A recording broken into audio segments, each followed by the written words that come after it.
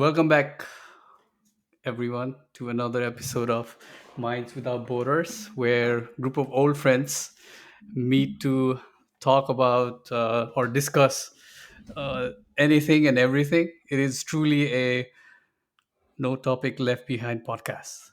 And today's episode is really interesting and maybe a tough one for us also. And we've been, I think we took a, I want to, before we go on to start the episode, I want to acknowledge that we took Dasai and Tihar holiday. So this is our sixth episode, but usually we uh, bring out one episode every 2 weeks, but this is, I think, after a month. So after the Dasai holiday, I hope all of you guys are refreshed. My friends here also. So today's episode is on recently passed citizenship bill in Nepal, where the new president Ram Krishna Paudel, he Ramchandra just Paudel. Ramchandra Paudel, he just passed the citizenship bill, which was actually denied or vetoed by the previous president. So, and there have been some debates about the issues. People have brought out the issues that are uh, in the bill or that are not in the bill. So one of the things are about the identity. Second is the gender, and the last is for the people living outside the outside Nepal.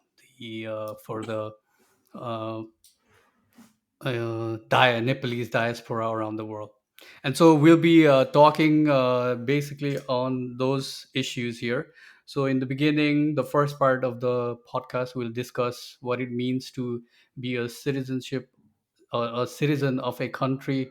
What are the factors that affects the citizenship of any country, and then the next we will go on to talk about the gender issues that are out there. People have talked about in the Nepalese citizenship bill that has just been passed. And lastly, since we are all here living outside the United States, the most important topic for us is the rights for the Nepalese diaspora.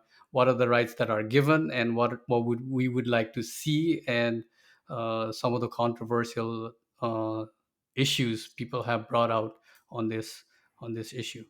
So let's and today we have Utsab from California, and he's been little sick, so he might be muting a lot. And then we have Umit from Colorado, and today we are missing one of our friends because I think because of this Dasai Tihar travel, we were sick, so that was another reason why we skipped a week for this podcast. So, guys, let's. What do you guys think? How are you guys ready to discuss? Because we've been, it's been a while. We haven't had any episode made for the past 1 month. And so, what do you guys? How do you guys feel? I think you're never ready to discuss a topic like this because there's so much to cover, and we've been going back and forth amongst ourselves, right? We've been talking about a lot of issues that is tied to this topic of citizenship bill.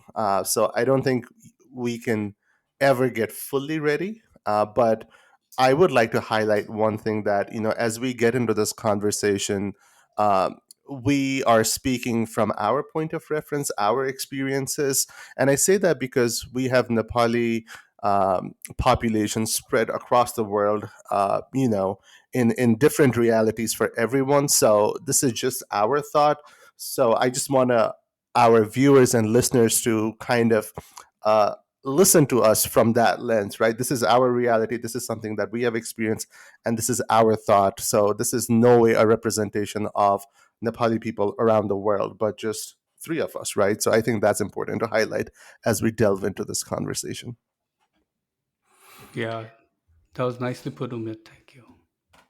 Anything, Utsav, you'd Yeah, like to add? yeah, I think same from me.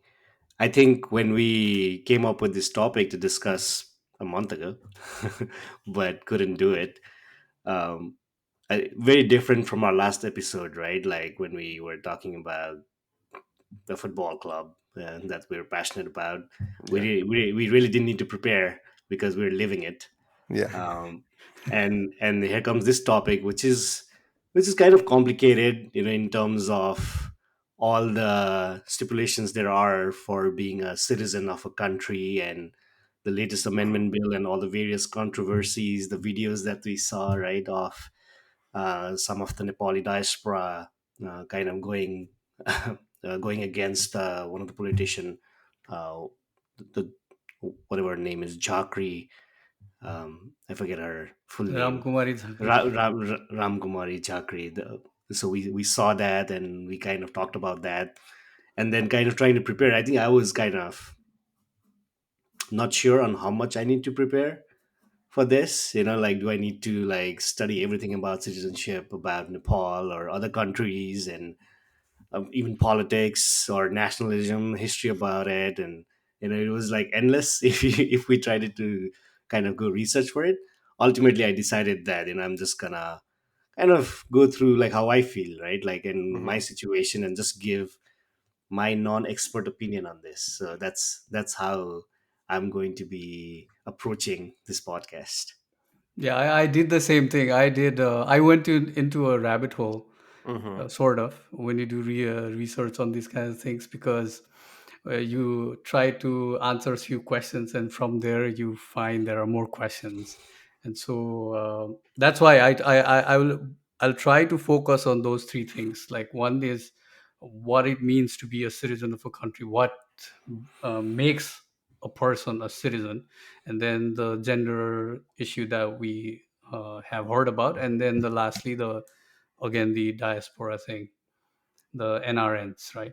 So let's get into it then. So, so during my readings that I did, which I didn't know that, I mean, I guess it makes sense once I say it, but then when I read it, I was like, wow, because so in the around the world, citizenship is given by through two reasons. One is by if somebody is born in the soil of the country or within the boundary of the country, and doesn't matter if you are born out of the citizens of that country or not.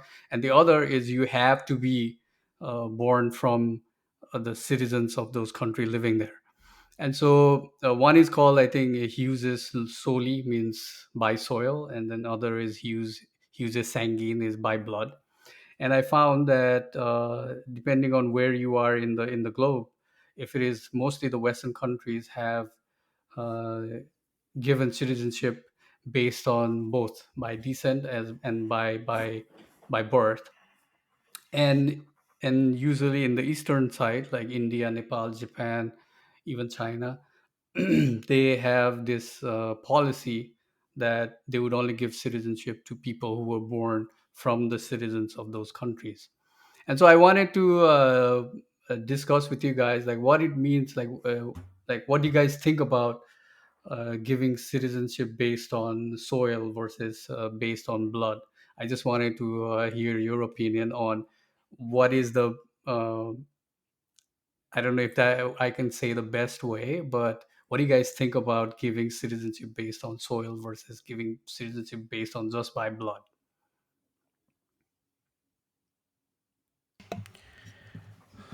I mean, I guess it's a choice that every country takes, right? Like, it's the ultimately citizenship is basically like a club membership where the members decide how they want to be governed, right?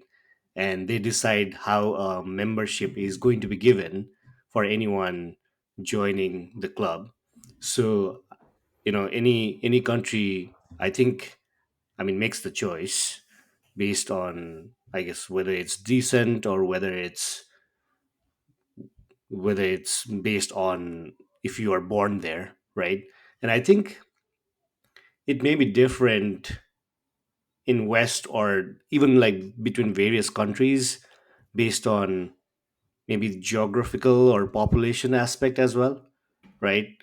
um, I mean, America is lucky enough to be on kind of like an island, lot of land space, not many people, So they have, I think, the flexibility of giving people citizenship based on just birth, right? It's like whoever comes in temporary and gives birth over here, like can give it, they can still take in.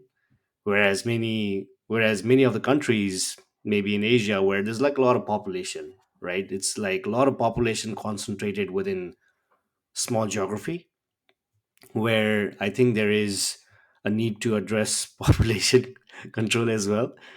That's where I think, and this, like, and for a country like Nepal, where we have open border, like a lot of people coming in out, um, they, I think it makes sense, maybe, like, or it made sense to the founders or the politicians who came up with the constitution, slash this citizenship amendment bill, where they would want to make sure they have a more restricted policy. I would think like the citizenship by descent is probably more restrictive than by soil. So they would choose a more restrictive policy.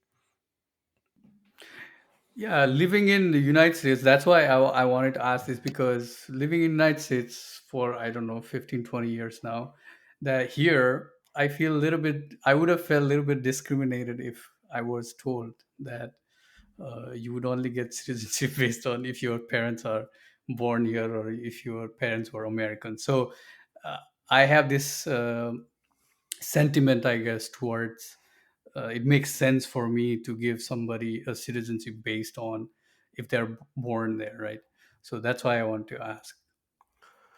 I don't think there. I don't think there's a right or a wrong answer here.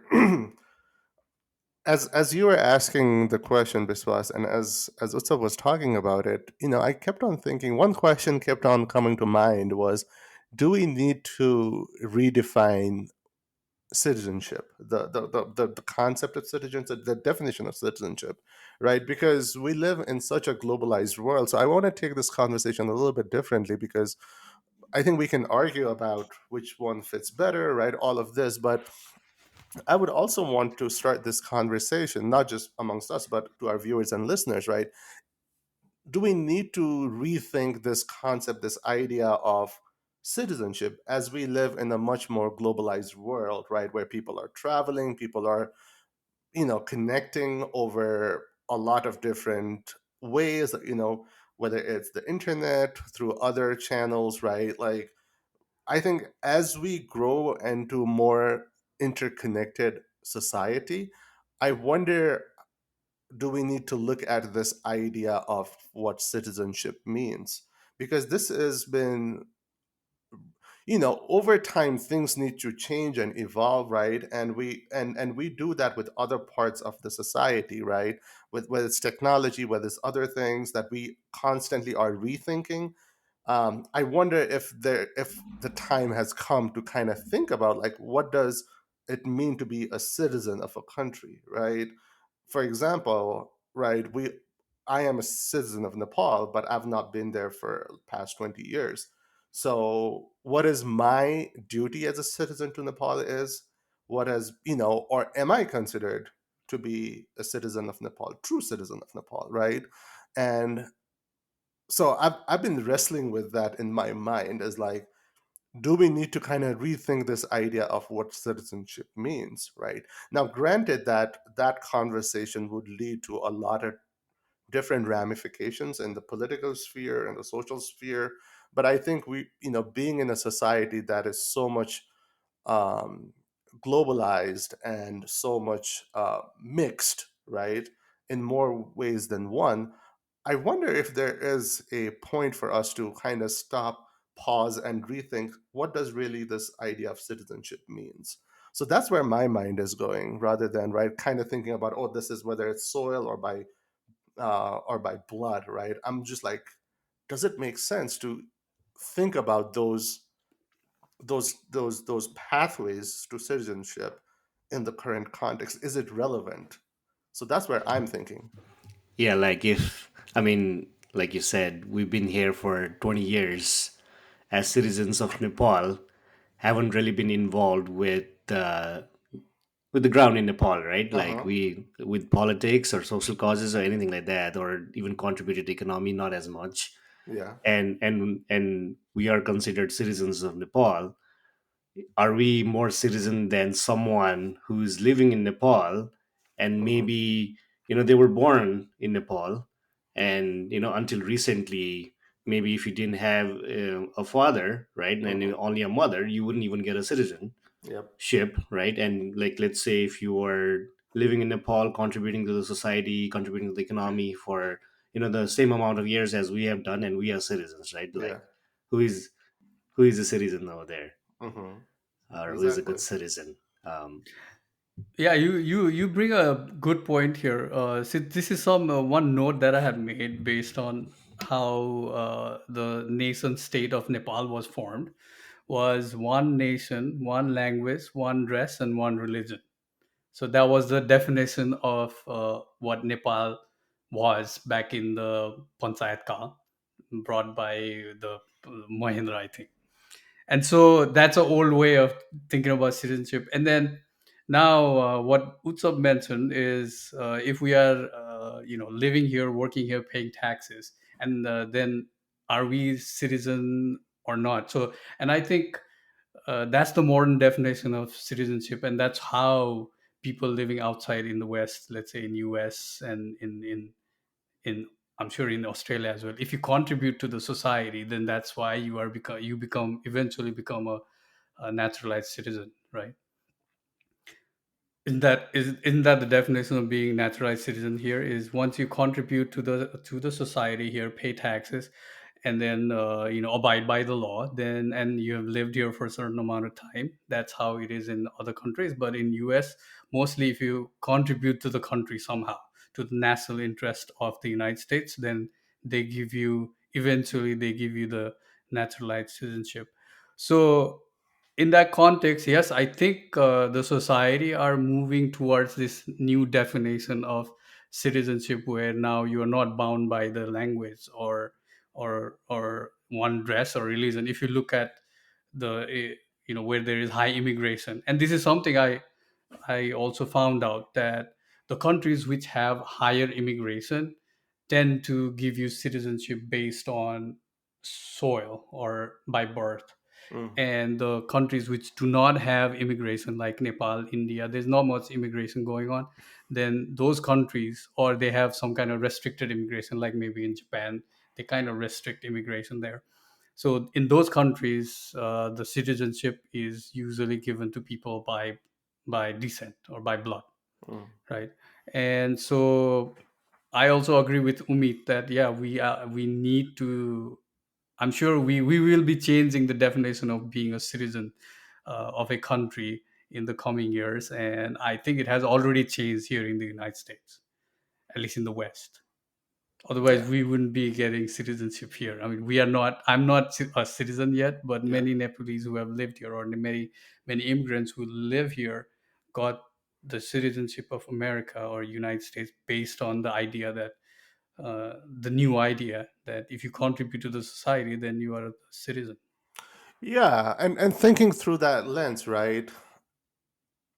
Is citizenship more transactional, right? And what I mean by that is you give something, you take something, you give something, you take something, right? So you're giving something to the economy, you're taking something back. And whereas when we think of the by soil, by blood, that has become more like, the sentiment of our nationalism, right? And is this is gonna get into a spiral as I'm thinking about this, right? Like I'm like, is it because like we live in a capitalist society? That's why our mindset is changing. Like we're thinking this in terms of transaction, right? Like how much can I contribute to the system, and and then what benefit do I get as a citizen of that system, right? So it's really interesting to kind of think this through and how different things have impacted and influenced our thoughts, right? So I do think the definition of citizenship and the concept of citizenship will change over time. I think we are on the cusp of it, but I think that debate, not even debate, but a discussion should happen. Yeah, as you mentioned, the is it because the definition is changing because we are in a capitalist society? Actually, I think it is true, because in the past a nation state formed because people, I mean, this uh, people united based on either language or religion or culture, right? So Yeah. in Nepal and India, it's the religion that's uniting, Mm-hmm. not the language. But in say even in the United States, I would believe that it's the language. I don't know about the culture, because the culture is very different in terms of immigrants versus who are living here. But also, I think in the U.S., people are united by the fact that they all. This is my definition of what unites American is the idea of freedom. So every to be an American, you have to believe in the idea of freedom or Yep. individual liberty, right? Yep. Yep. And so, which is a new concept. Mm-hmm. Back in the days, it was like I said, religion Yeah. or or language or even food. And this is something I had written about, like what unites India, Mm-hmm. because India has 31 states, and which is interesting actually, because 31 states, and they all speak different language, eat different food, but they are one country. Maybe it's the religion, I don't know. So yeah, I agree that the definition of citizenship has to change. And so how about in the context of Nepal? So are we ready to, or so the definition that we read in the Mm-hmm. citizenship bill, Yeah. do you think it is an old concept then? It sounds like an old concept now we discuss this idea of citizenship this way. Yeah, I mean, it definitely is an old concept, and I think folks challenging it, right? The NRNs and even some Nepali citizens living in Nepal, are talking about this, and I think, and that's why I earlier said that we are in the cusp of this discussion, is because now we are ready to have this conversation, Hmm. and we have seen how it's done in other parts of the world, so people naturally will have questions, right? So I think the concept of citizenship in Nepal is definitely uh, traditional, and I also want to say that we being called or calling it traditional doesn't have a negative connotation to it. I just want to clarify that there's nothing wrong with that. But I think as the society changes, as folks are migrating out of the country, I think that concept of citizenship needs to be revisited. So I just want to clarify that being calling it traditional or calling it old does not mean that it's something negative. But what I mean is that it needs to be at least adapted, or that that fits and benefits people, all of people, right? If we are calling folks citizens of Nepal, then I believe there should be equality or equal benefits for everyone. And I think that's a conversation that we'll get into in the next phase of this podcast. But that's how I feel. I'm going to pause there. Utsav, do you have anything to add? Because Yeah, I think, me I and Upin mean, have been talking for like, I don't know, 10 minutes now. right, right. I'm trying to speak as little as possible so that I don't cough.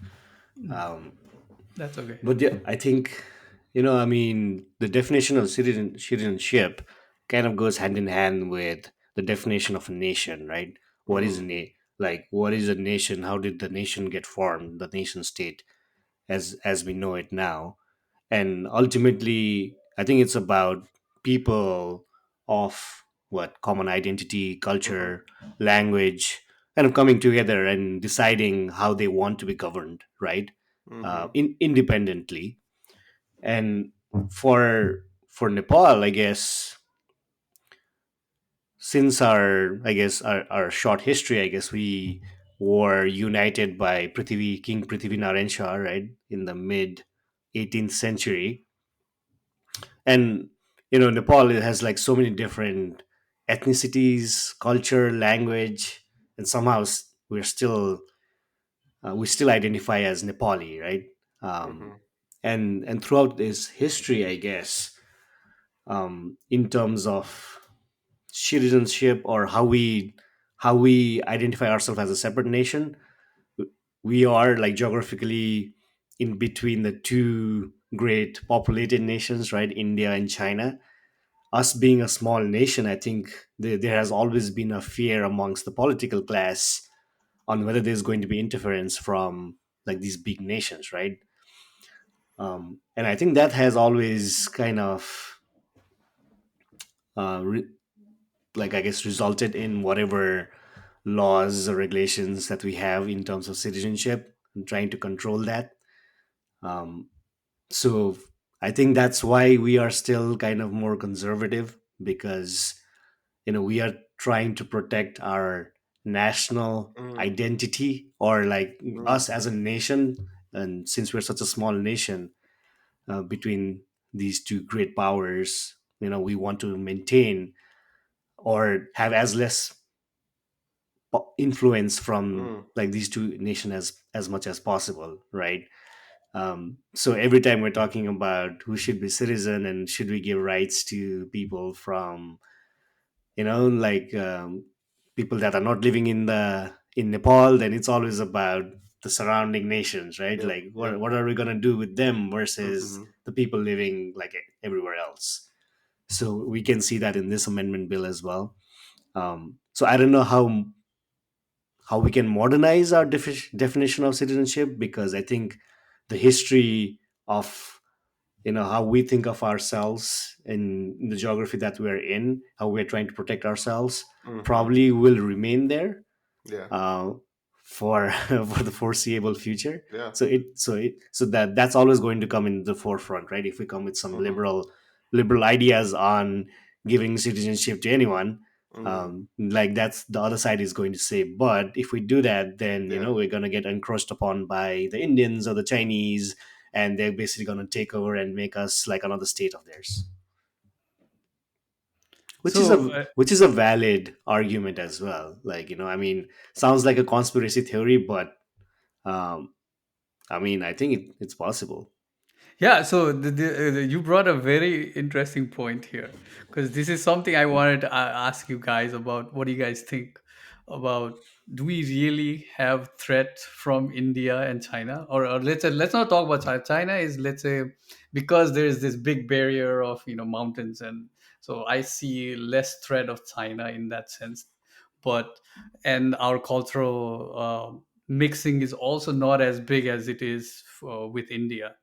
So this is, I wanted you guys to give your personal opinion. Like, do we really have, or do Nepalese have this threat from India, that becoming a state of India? Do we have that threat? Do we really need to protect our identity in that sense? How the political parties or the rulers have been saying from the past, I don't know, 100, 200 years, in this modern times. I'm sure it was like that in the past, but how about now? What do you guys think about? I think we do. We do. Like before, I used to think we don't. I mean, this is all political people just trying to create fear so that they Mm. can come into power. But I think after the Nakabandi incident, right? Ah. Like a couple of years ago, Mm. where Narendra Modi basically closed our borders, right? Because I think they were trying to support the people in Tarai in the south of Nepal, for their rights or whatever, and they basically shut down the entire border and basically created all this chaos, right? Like no oil coming in, no food coming in, and basically showed their power, right? And I think that's when I realized that, oh yeah, okay. I mean, India is actually, they are capable, and I think they are probably doing it. They kind of showed their hands. That was easy to see. But, other times, I think they are also thinking of, how to influence Nepal so that it kind of remains within their sphere, right? It doesn't get over to the China side or the Pakistan side or US side. I think they are playing that politics on their end. And we saw that through this whole shutting down the border thing. So, like, now I always think, like, whenever I think about India, I always think about that incident. I'm not going to forget that. Yeah, for me, I think. I think brings up a really valid point, right? They definitely showed their hands, and I think it was sort of this in a way of kind of telling, right? Like, hey, like we are here for you, but also it was a reminder that you are dependent on us and we can do things to you, right? So it's almost, kind of making us fearful of them in a way, right?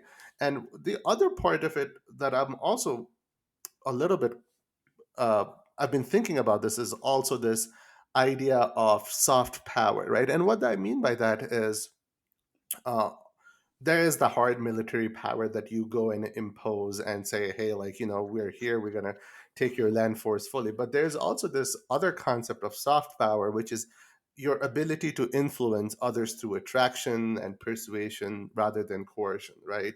And what I mean by this is the influence of music, influence of art, influence of media, right?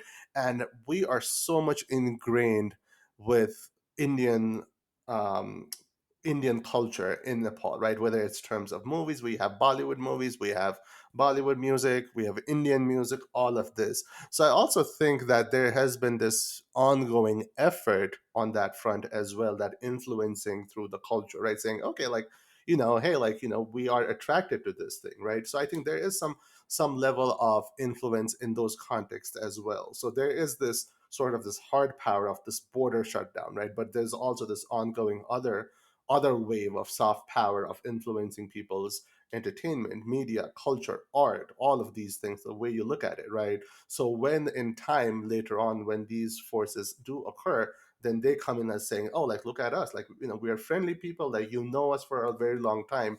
So I think we need to be cognizant of that invisible power as well.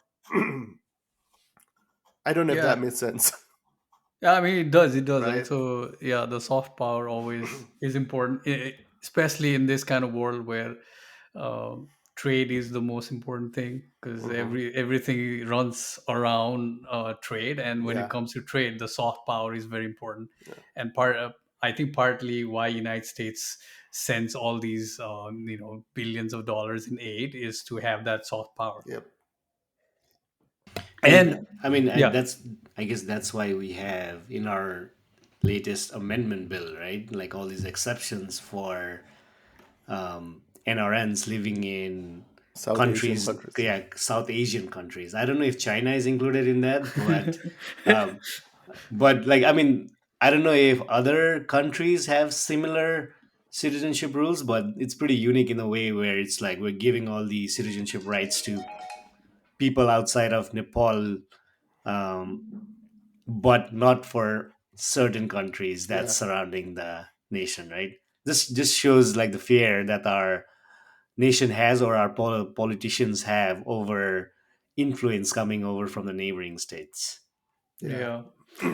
And as a kid, I used to think why we always heard stories about how our Bir Gorkhalis were so Bir that the British couldn't take over Nepal and we were always independent.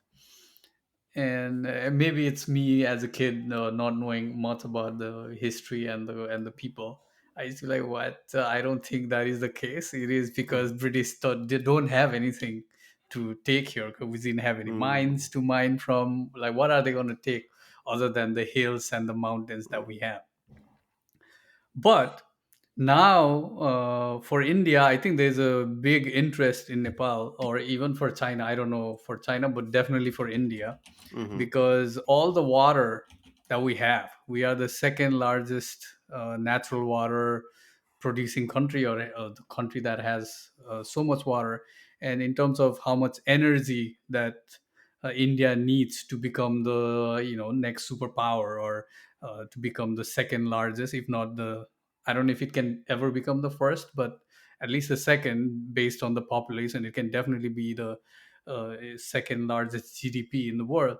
And the energy it needs to uh, make that happen. I think for that matter, Nepal is of interest. And for so in that sense, we do have some, if not a lot of threat. And we've always heard about how everything that happens in Nepal comes from Delhi, and they always had this power over the Mm-hmm. who rules the country. And Yeah. we've even heard to become the prime minister of Nepal, you have to first go to Delhi and then get the blessing from the Delhi. Mm-hmm. So yeah, and but then when I talk to my friends in India or Indian friends, then I feel bad that we kind of feel the way we feel about India, and I don't like to show I won't say the hatred, but then what I've um, started to do is, instead of calling the country India as in India with my friends, I started calling it Delhi. If you say Delhi instead of India, then you can unite with all the Indians actually, because Delhi has the same, all the states in India have the same issues like we have in Nepal because of the central power in Delhi. Oh. So that's one thing I know. So I switched it to, instead of calling it India, I call it Delhi.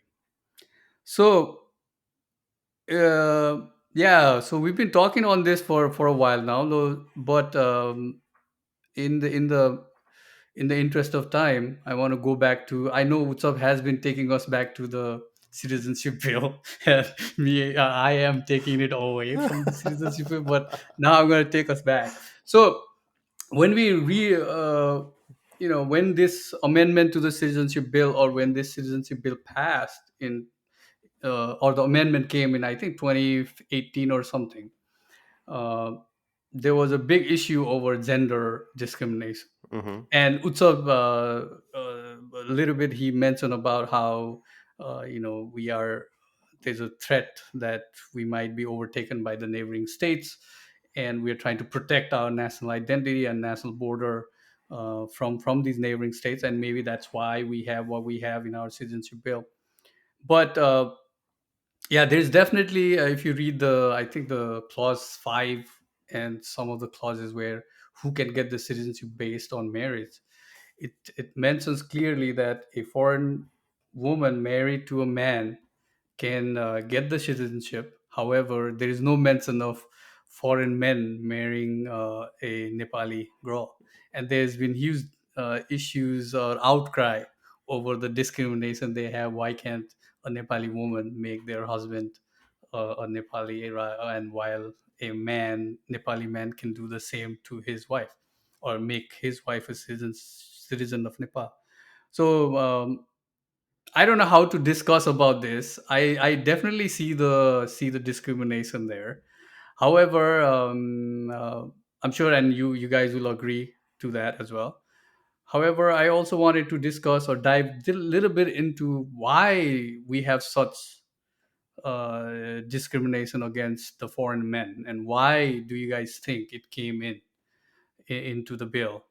And that's, I think, is more interesting, right? And we because we know that it doesn't look good in terms of gender. However, it's I find it interesting, or I would love to discuss why that might have come in the bill. I think it's because our citizenship bill, or our citizenry, if that's a word, is so much rooted on the father, right? And if, in my opinion, if we were to give the citizenship to the foreign men, then somehow the child born, right, would be considered Nepali, but they would have, I don't know. I don't know. Now I'm I just kind think, of thinking through. Yeah, I don't yeah, know. Yeah, let's think I, about it. We can I even think read it's the read the constitution, and then, oh, not the constitution, the bill, and then think about that. it's still, yeah, it's archaic thinking, right? I mean, we got rid of some of the archaic rulings, like you can't be a citizen if you don't have a father and just a mother, and you can just get your citizenship at descent just from a mother, because I guess, like, the men are the head of the household or whatever, right? I think it's Yeah. just like the men making rules, and somehow we still ended up with this one last thing, where I think we're just not trusting the Nepali woman citizen to make a decision for themselves.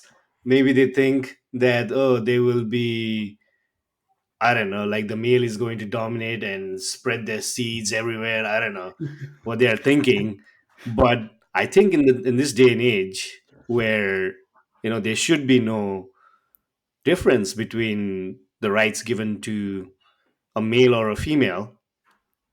I think this is pure discrimination. I mean, we are. I'm sure they are masking it, thinking that it's a security problem for us, because Indian men might come and marry, just any Nepali girl, some innocent Nepali girl who can't think for themselves, apparently, because they're all more vulnerable than the men, because men are strong and smart and they won't be doing that, I guess. So I think that's kind of seeing from the lens of women being weaker is what I'm thinking is what resulted in this law still being there in this amendment bill as well, where the Nepali woman cannot just marry someone, foreign men outside, and have them be a citizen in the same way that you can on the other way, vice versa. Pure and simple. I don't know how anyone else could argue anything other than this. Yeah, now I'm having a hard time saying anything because yeah, there's nothing much to say other than it is discriminative. Yeah, yeah. I mean, I also agree that uh, Nepal is a patriarchal society, and we still believe that son takes everything from the father, not the Hmm. mother, and I also believe that that is what they're trying to protect, as in uh, from the Indians, because there's already lots of marriages happening in the border. There's an intercultural exchange that happens between India and Nepal a lot, and they're trying to protect that. But then I think Utsav use this word masking it, and I think they're masking gender discrimination on the protecting of national identity. You know what I mean? So instead of so in order to uh, move away from this gender discrimination, they're masking it with, oh, we are trying to protect our country Yeah. from India or Indian men, which is, I think, it still sounds discriminative because just because you marry a man and then that person. it's it's inherent, right, in us. Like, we don't even think twice. Many people living in Nepal and haven't been exposed to other societies or been outside of Nepal, they wouldn't even probably think twice about certain things, such as when when there's a marriage, the girl goes to the guy's place, Hmm. gets the guy's Mm. his last name, right?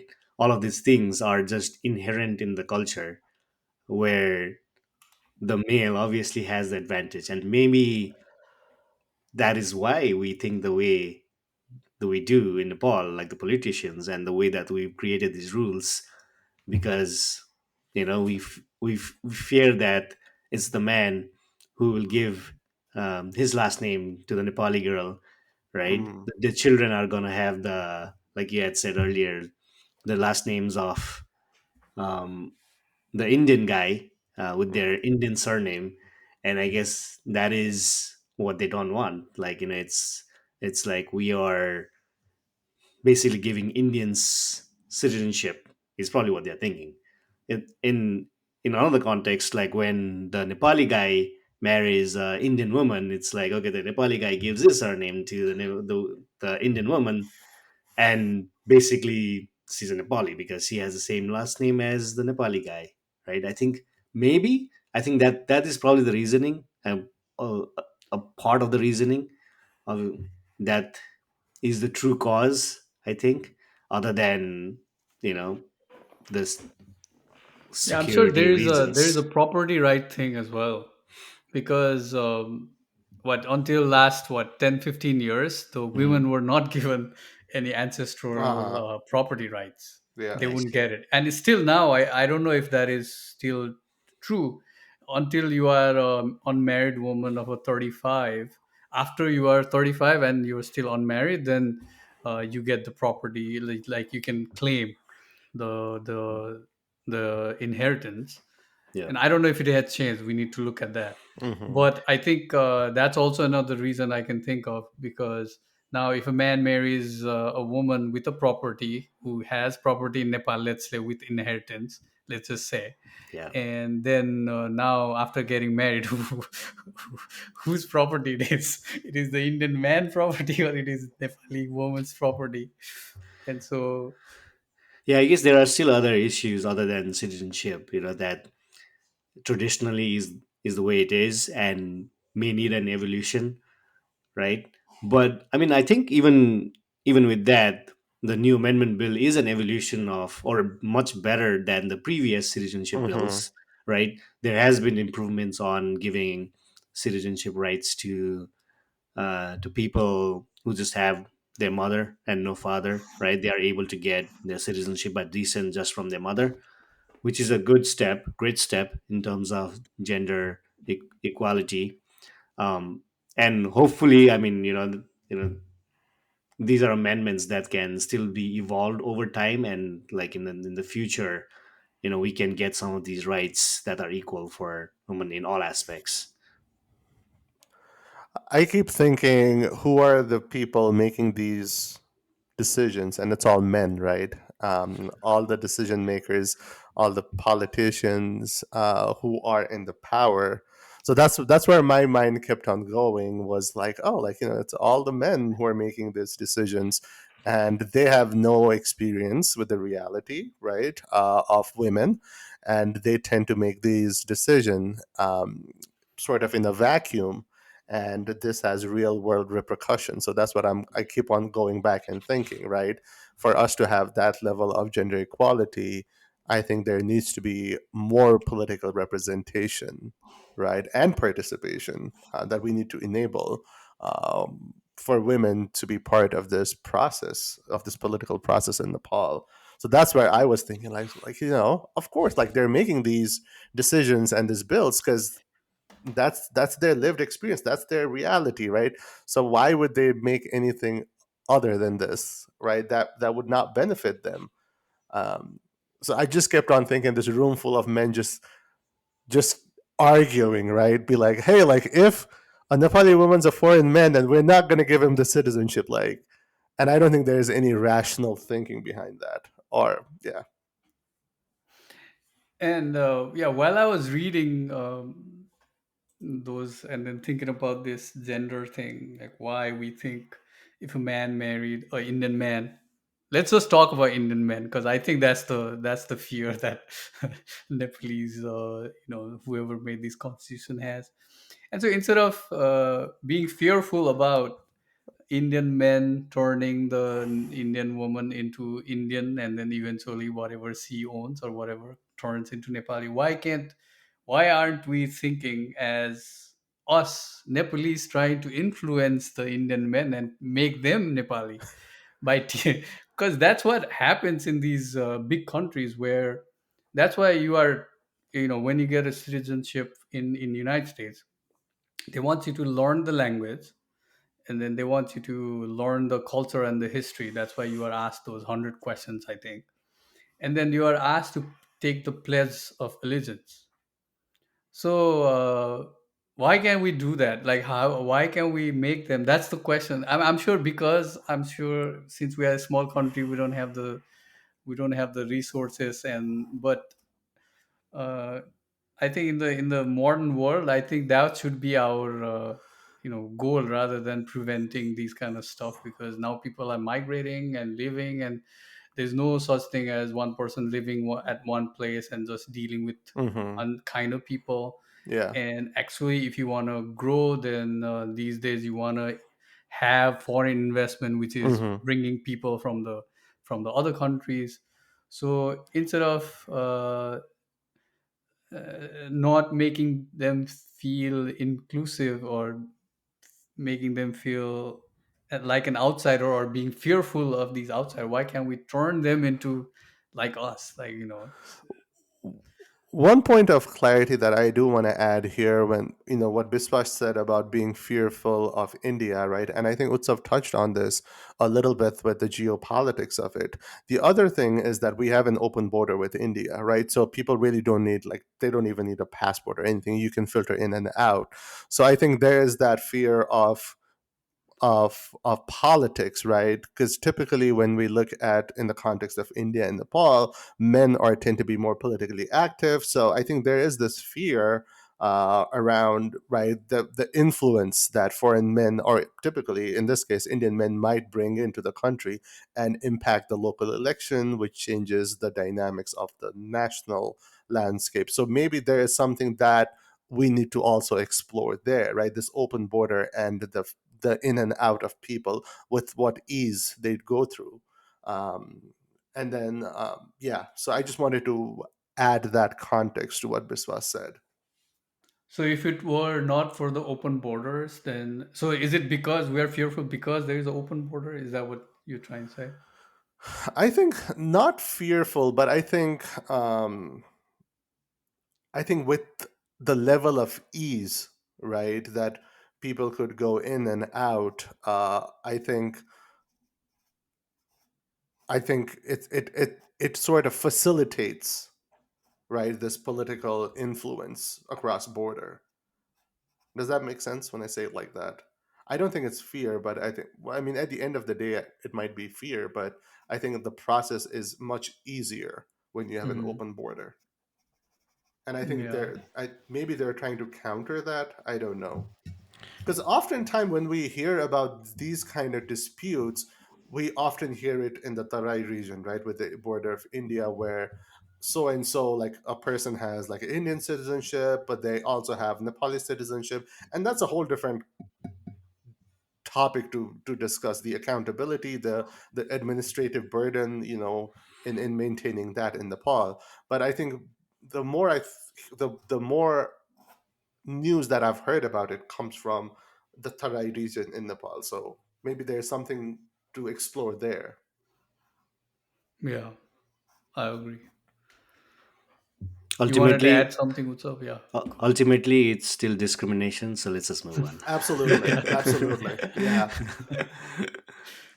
So yeah, I think yeah, we all agree on that, that it is still, and when you read the constitution of other countries, so in India also they have similar uh, uh, uh, description for what a citizenship means or who to give citizenship, but they don't have that discrimination between a man and a woman. I didn't find that. They don't have like we in our amendment bill or Nepalese amendment bill, they specifically mention foreign woman married to Nepali citizen. They write that, and I didn't find that in Indian constitution or any other Hmm. constitution.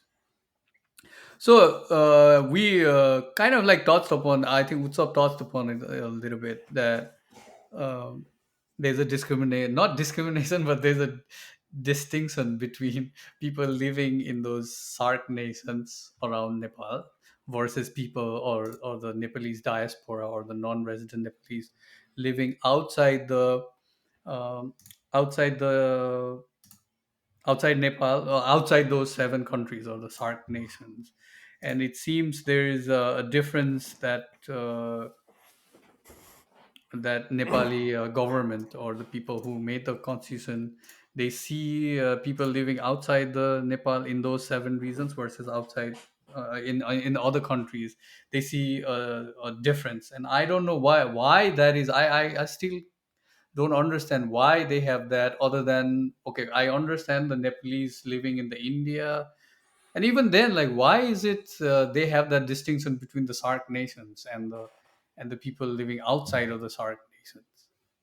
Do you guys have any comment on that? Because I don't understand why there's a difference. I see it as, unless the only thing is the money that comes into the country from those nations is higher, so that's why they had some kind of influence while making the constitution. Hmm. So that's why they were able to put those rights cultural rights and economical rights. Like, why can't a Nepali living in India invest in Nepal versus a person living in UAE or in US can invest? I think India should be the exception. I think I'm not 100% sure, but I know people living in India investing in Nepal. So I don't know if it's legal or not. But I think India should be out of this conversation because we just have a different relationship with India. So Mm. maybe using India as an example here might not be suitable to the argument. I think we can talk about other countries, right? Other SAARC countries like Bangladesh or Bhutan or I think newly Afghanistan was is part of SAARC nation. So yeah, I don't have a right or correct answer. I don't know why.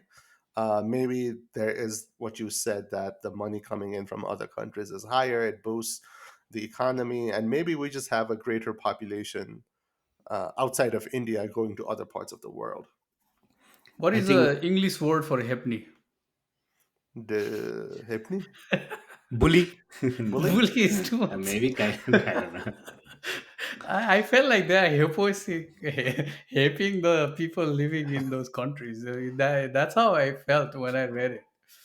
Yeah. Yeah, I think it's just a masking because they probably just wanted to do India, but they couldn't just say India in the in the bill, so they had to put like some sort of like a formal, oh, the SAARC nations or the South Asian nations, so that you don't Hmm. just say India.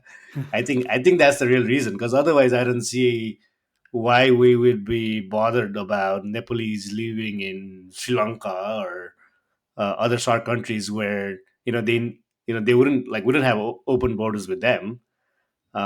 It's not easy to just come into Nepal. Like, we don't even have a border with them, Yeah, right? So I don't see any reason. Maybe we're ignorant on the ground level, yeah, on how maybe there are a lot of Nepali or like a mixed, half Nepali, half Sri Lankan type of population where we're trying to avoid that. I don't know.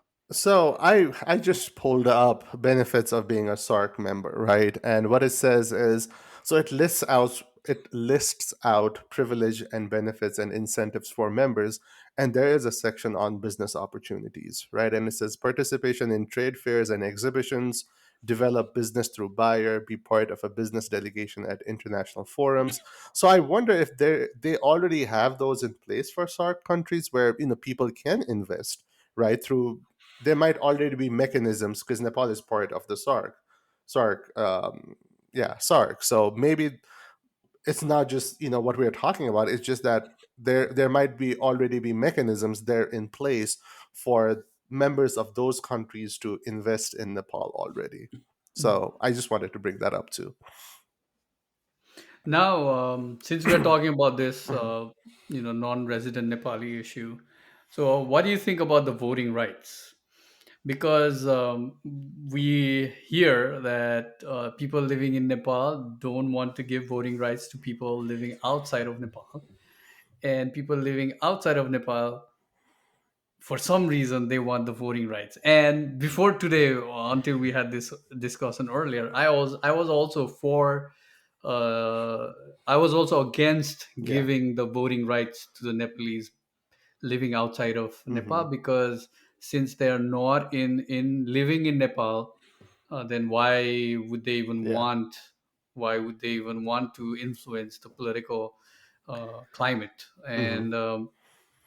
And again, those rights are again given to people living outside of those seven countries, but not to the people living in those seven countries. And that part I still don't understand. And then, so what do you guys think? Like, do you want, as a Nepalese living outside the Nepal, like living in the United States, do you want to have voting rights, or do you not care? What do you guys I mean, think? so this topic or the NRN part is closer to us, Yeah. right? Like Hmm. we are NRNs. We've been outside of Nepal for over 20 years now. Yep. And Yeah. until recently, I actually recently applied for US citizenship. So I didn't even want to be a US citizen until recently, not because of the citizenship amendment bill, but for various other reasons, travel and all that, right? um, but like for the 20 years that I've been here as a Nepali citizen, right, like I always used to complain that I've never voted in my life. Mm. Never voted in my life, right? I have Because voted in college. That's it. University I've election. yeah, college. I voted for Nepali Idol, right? Okay. I voted for like because we are good in we Nepali people are good in like all these social media voting mechanisms, right? We unite. We unite when we have to vote for our own people in Indian Idol or Nepali Idol or whatever. But like I never voted. Like I have never voted even till today, right? Yeah. It's been 20 years. I came here when I was 17, 18 years old. And back then the environment was such that I don't think there were even elections because we were kind of going through the whole turmoil of Maoist and political parties and like the lot of conflicts, right? Hmm. and and the reason, I mean, we immigrated back then was obviously the political situation wasn't as good. Plus, like in terms of educational opportunities, we really don't have as much in Nepal, right? Even till date, it's Hmm. always been about medical or engineering, like two good, Hmm.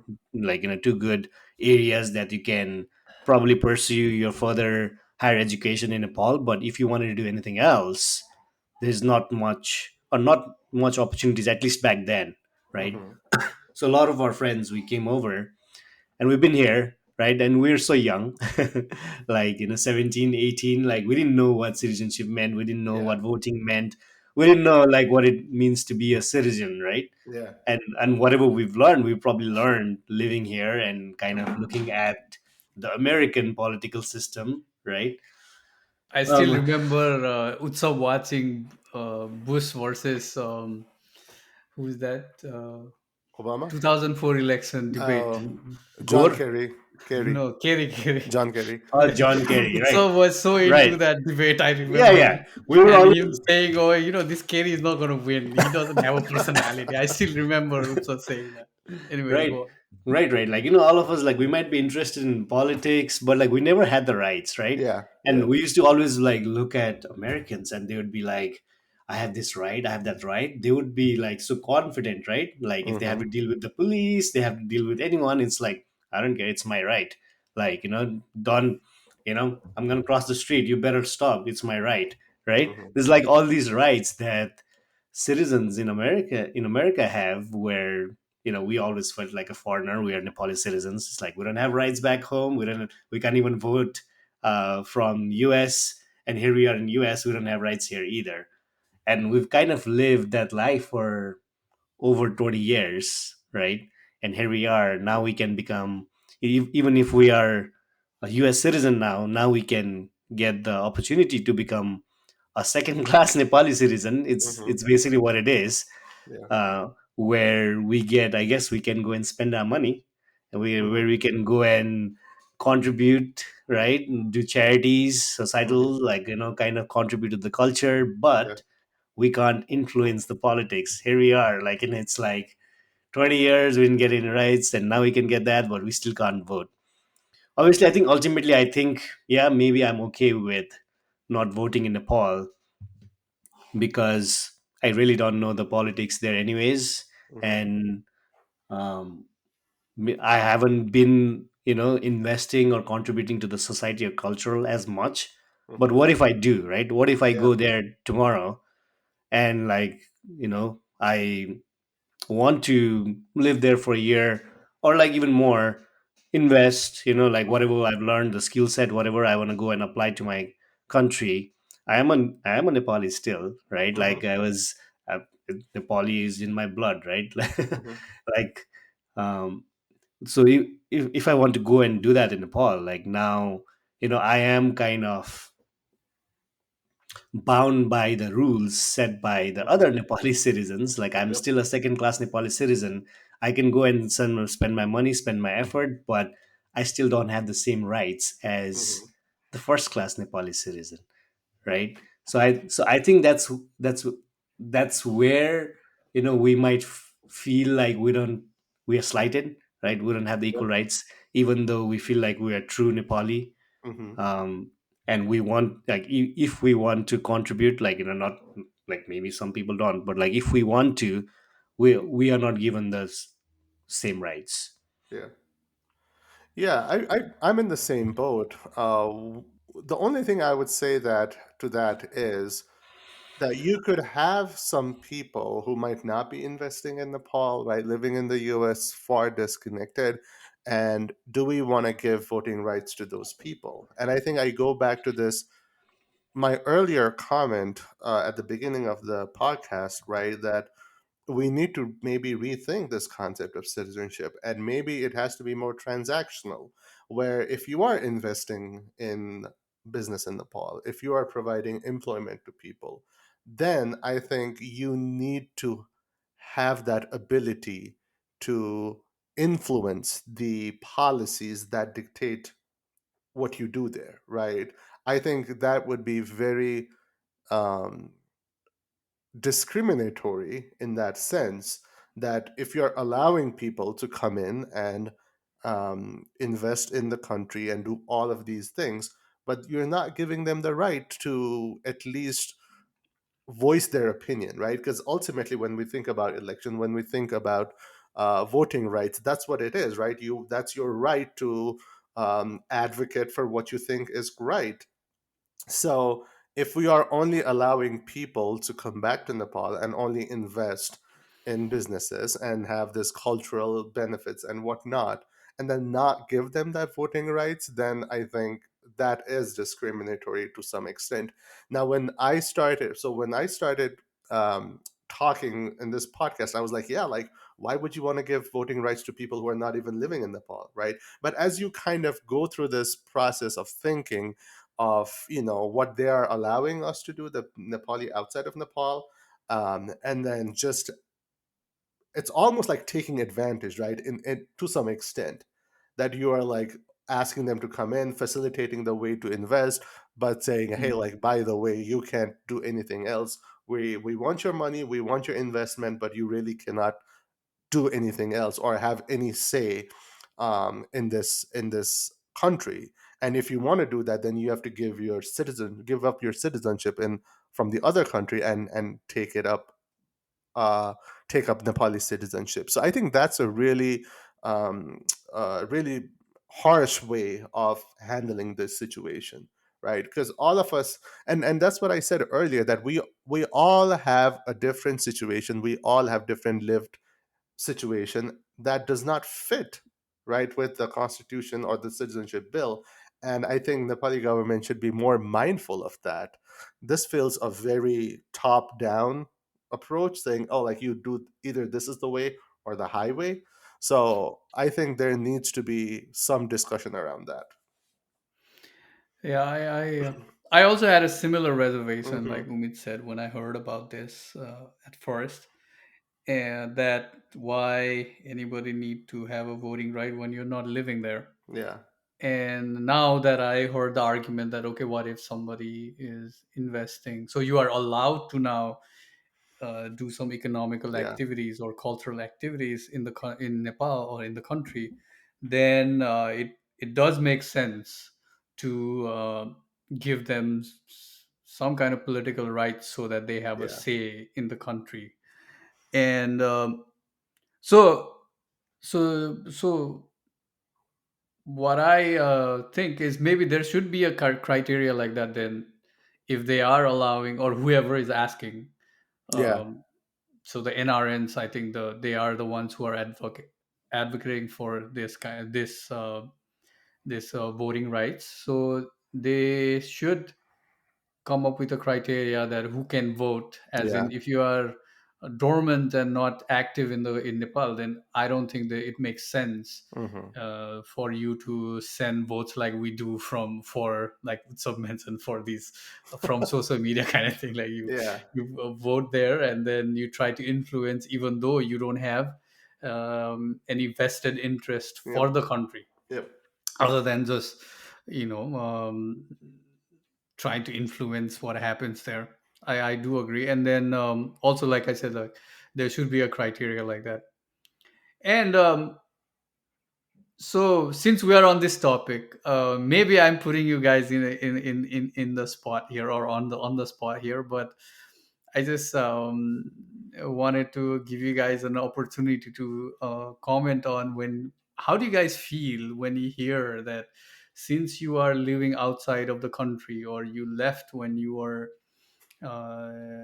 left the country and living outside now, you are not allowed, or you are, or you hear this sentiment from people living in Nepal that you are an outsider, you are the one who left the country, so why do you ask for all these rights, or why do you even care, like, Yeah. so do you have anything to comment on that? I'm giving you an Of course. opportunity here. Of Yes. course we have things to say to that.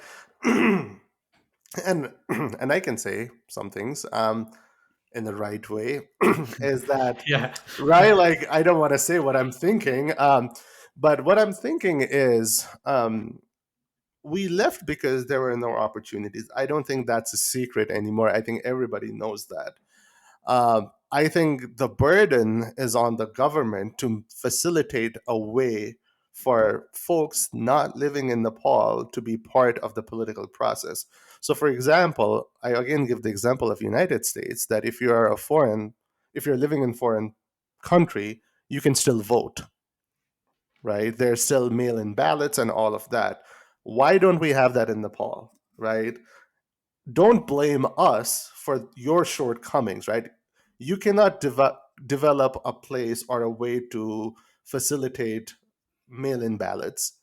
You have dismantled a lot of system in the country that has sort of pushed people outside of the country, and yet you've you have this audacity to come out and say, if you are outside of Nepal, then don't you cannot comment on Nepal. Of course we can, right? I am a citizen of Nepal. I have my passport, I have my citizenship. That's where I'm from. I have the right to say that, right? To criticize the government. I think that's the inherent right of any citizens. So I don't know, it just does not make any sense, right? That they were the ones, and I say they, I think, and what I mean by it's the government, the political parties and the government. We do not They should not blame us for their shortcomings and the issues they have created, right? And that's how I feel about that. Yeah, and especially watching that video of Hmm. Ram Kumari Chakri, right? I think she was making probably valid points, but the way she was responding, where she was trying to do a tit for tat, right? Hmm. Because apparently the other males who were saying we need rights were saying it loudly, Hmm. so she was basically trying to, I guess, say it in the same tone, but she was really disparaging the Nepali people who have gone outside of Nepal, right? It's Hmm. like, oh, you have gone there and you've been working on restaurants all day, so you are dumb. I think that's the Hmm. impression that I got, right? It's like people Yeah. who are outside of Nepal are going there. They made all this effort to get outside of Nepal to just go and work in restaurants, and they're just working as laborers. So Hmm. what rights do you have, right? Hmm. That's the kind of vibe that I got.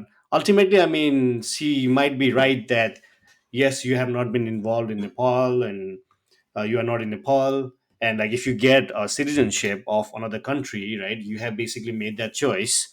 Hmm. So now we are giving you, obviously we want more investments from Nepali, and like we're giving you economic and social and all Yeah. these rights, but not political. Maybe that's a valid point, but I think the tone at which they were saying it was, I think, and maybe that's how ultimately like the politicians are thinking about Nepalese who are outside of Nepal, right? Where they feel like these guys have abandoned their country or something, Hmm. and when they're by their own choice, so we don't have to do anything about that, right? Yeah. Yeah. While the reality is Nepal is a country run by remittance, Hmm. right? The majority of the young population are going outside of Nepal every day, even Hmm. until now, right? When we came over, there was like hordes of Nepalese going Yep. outside. Like, why were they going? Like, would we have gone if we had the same kind of political stability and security and education and all that in Nepal? No, Maybe would we not. go? Maybe not, right? Why would we? Like, we were like 17 or 18 years old. We Hmm. didn't even know what we were doing, We were right? kids. Yeah, we were kids, and we go out. We, obviously we want. I mean, we want to go do good for ourselves, and like, Nepalese doing good all across the world is only good for Nepal, Hmm. right? Ultimately, us being successful in other countries rather than failing and going back and becoming a burden in Nepal by doing nothing, or like, just surviving, is no good, right? Like, us being successful outside of Nepal is going to be good for Nepal. Like, people will come back, people will invest, people still have attachment, our parents are still there, Hmm. our relatives are all still there. It's not like we've cut off everything Yeah. about Nepal. It's not like we hate Nepal.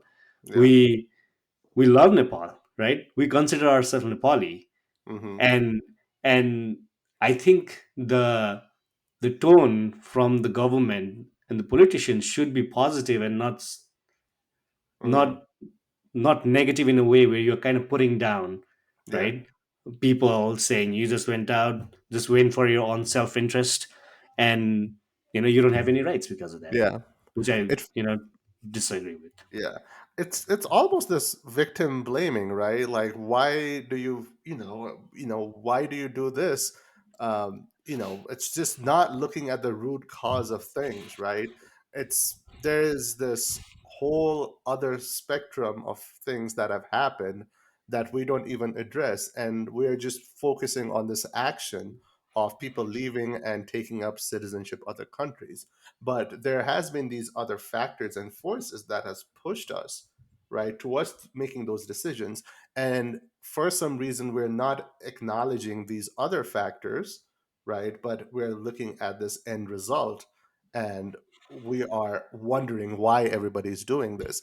So I think there needs to be a lot of introspection from the politicians and from the government of Nepal in understanding how we bring along, right, folks like NRNs, for the development of the country, because at the end of the day that's what's going to happen.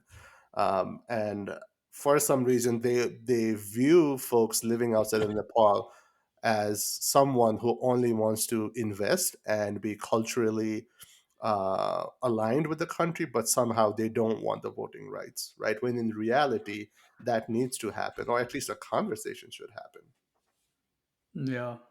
Yeah, I agree with everything that you guys said, and I was waiting if you guys, somebody would say that we still love Nepal, and I was gonna add, but then Utsav already mentioned that yes, we, even though we live outside Nepal, and I wouldn't want to say use the word we left the country, but we just came to wherever we are, Yeah. because for whatever reason, but we don't think we have abandoned the country, even though we don't live there. And then this is a global world now. Everybody can live anywhere in the world and still be able to contribute to wherever you want. And I think all of the people, and I'm sure I'm speaking for everyone here living Hmm. outside Nepal, that even though we live outside of Nepal, we still are invested in Nepal somehow, Yep. because we have,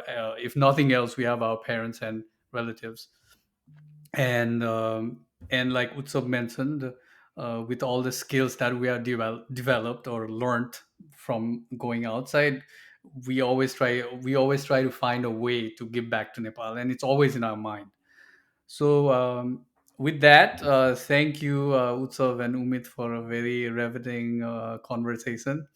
I know whenever we start this podcast, we're kind of like edgy, and it takes a little bit to Yeah. warm up. But as we warm up, the conversation is always very interesting, and I don't want to leave. And in the beginning, I was like, how are we going to spend 1 hour? But now we can go on and on. But in the interest of time, I think we should stop here, and I think it's a good place to stop as well. And if I would like to give you some last comments if you have any. Otherwise, I'm gonna close this podcast. Oh, I don't have any comments. I would love to hear thoughts from our viewers and listeners. Obviously, we all have differing opinion and thoughts on this, so please drop your thoughts or comments in our chat, and have a wonderful Saturday. No, yeah, agreed. I hope it wasn't our opinions aren't as controversial. Uh, I think most people hopefully would agree. Um, like in terms of basic discrimination for Hmm. like not giving rights to women in our citizenship bill in certain aspects. There has been improvements, and then for NRNs, right? Obviously, this is better than what we had before, where we really didn't have any rights, right? Hmm. As a NRN who might have gone for citizenship in other countries, we do have these new rights, which are really much appreciated. um, and we can just continue to evolve, and hopefully over time there will be more acknowledgement of people who have immigrated out of Nepal for Yeah. various reasons, right? And not only for one reason, that we Yep. hate the country, Yep. or we just abandoned because we are always just, I don't know, looking for Selfishness. selfish reasons, right? It is upon the country to create that Yeah. environment. And I think if they do, I think all of us, I mean, who have been living outside of Nepal, think of themselves as Nepali, love Nepal, would love to contribute, and eventually, act as Nepali citizens as well, right? Hmm. Where ultimately we are contributing not only economically, but also giving our contribution in the political field. Who knows? um, Yeah. why not, right? Why not? Yeah. what Yeah. what Why? is yeah, what is making you stop? Like, why do you fear us? I guess, why do you fear us, politicians? We are Nepali. See, look at us. That's all I gotta say. All right. Thank you, guys. And to our listeners, yeah, if you have any comments about this topic, please feel free to drop your comments in our YouTube or Spotify. And please don't forget to sort of subscribe. And with that, I would like to close this episode, and we'll see you next time. Bye, everyone.